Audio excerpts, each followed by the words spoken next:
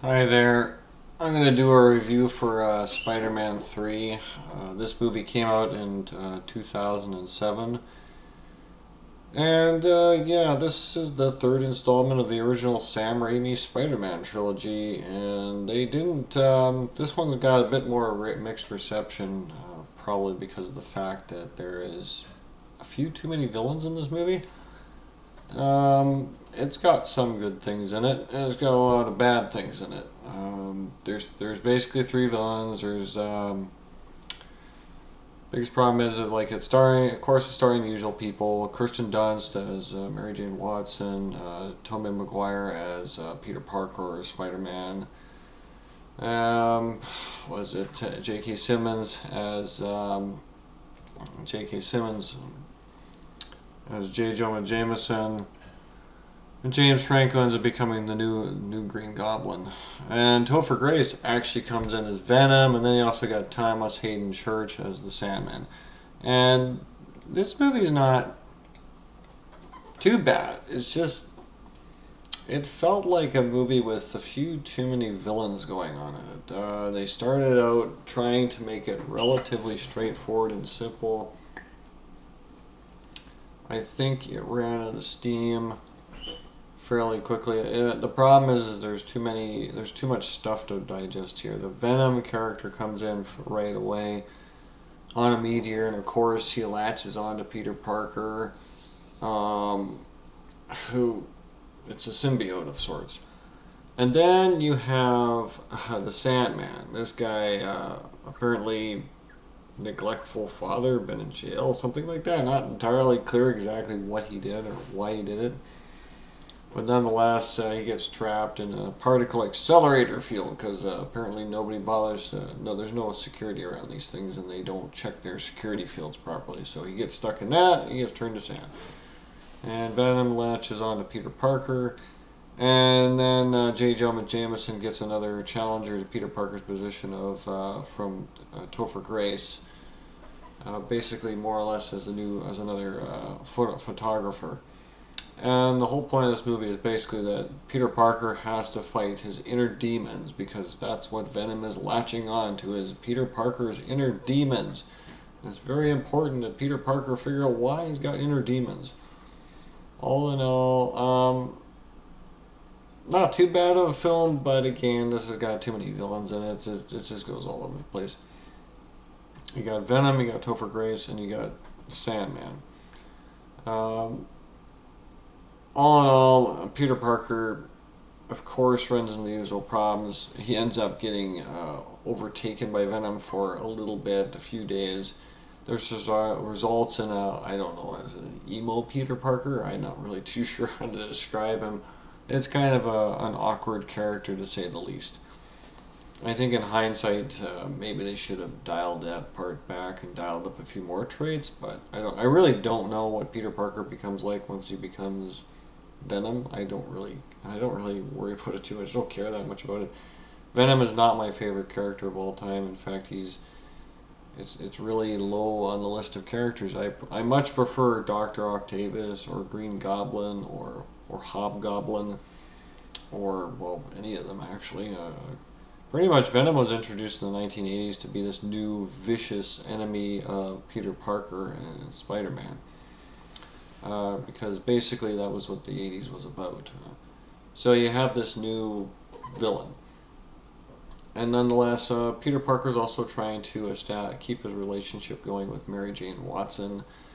We also have another character come in here rather randomly, played by Bryce Dallas Howard, who is the Gwen Stacy of this franchise. Now, this is not the Gwen Stacy of the comics at all. Gwen Stacy was actually Peter Parker's first or second true girlfriend, but this one here is just assigned, kind of just brought in for no just out of left field. I guess they had to bring her in at some point and deal with her, but honestly, I think Sam Raimi really jumped the gun on this one, putting her in there because honestly, there wasn't really a whole lot of point of her being there. She just serves as a damsel in distress moment. That was really all she ends up becoming. Nonetheless, it all works out. Eventually, Peter Parker does overcome the Venom, and Venom has to latch on to Topher Grace. Topher Grace offers a perfect opportunity because, of course, Topher Grace's photographer capabilities sort of gets overshadowed by Peter Parker. Not to mention that in Venom format, Peter Parker actually really badly backstabs Topher Grace quite badly, quite a malicious thing he does to him by basically calling him out and calling him a cheater and a liar. Nonetheless, Topher Grace gets taken over by Venom, and of course he has reasons to want to be this character because this gives him the power necessary to deal with people that wronged him. So it all works out. Nonetheless, Peter Parker has to deal with Topher Grace and the Sandman. At the end of the movie, this is a rather elaborate visual effects sequence involving a whole bunch of webbing up in a skyscraper. And of course, Mary Jane Watson's in a rescue position again. This seems to be a normal thing in these movies. Nonetheless, it goes off, and nonetheless, Peter Parker ends up victorious. The real problem they run into is that Venom... I don't know, Venom is... I'm not sure if Venom's actually supposed to be this silly in the comics. I really don't know much about him. All I know is that he's a symbiote, and he sort of brings out your inhibitions. But in this movie, he sort of brings them out in the format of an emo Spider-Man, which doesn't really make very much sense in the long run. As far as I know, it was a much more malicious character in the comics and in the early some of the cartoons. I know in the Spider-Man cartoon in the 90s, Venom's actually quite a malicious character. He's actually... Peter really has to fight him off quite a bit in the comics and the cartoons to get rid of him because he gives Spider-Man, Peter Parker, such a huge boost in terms of not morale but also his ego goes up like through the roof. He's so badly outdone. He so badly mutates into a much more powerful character. He is far stronger and far faster than he was before.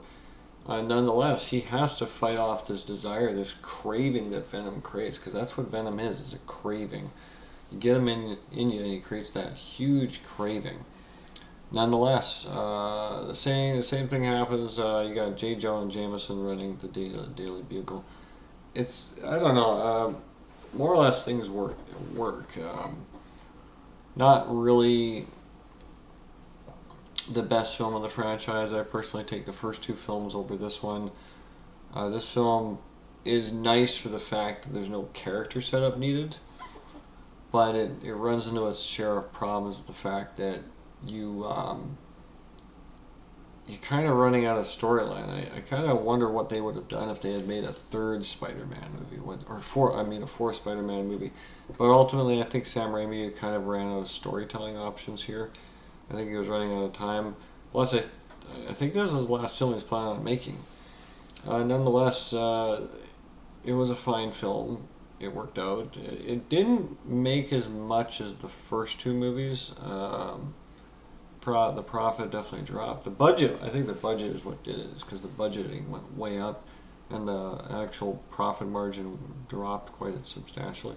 So I think Sony Pictures sort of had to decide what to do after this. Numerous years later, of course, I think the other reason is because Tobey Maguire really couldn't reprise his role anymore. He was starting to age out. He was getting too old, I think, for this role. So the next installment is, of course, the Amazing Spider-Man franchise, and that was really just Sony trying to hold on to the rights. It really didn't mean anything. It didn't add up to anything.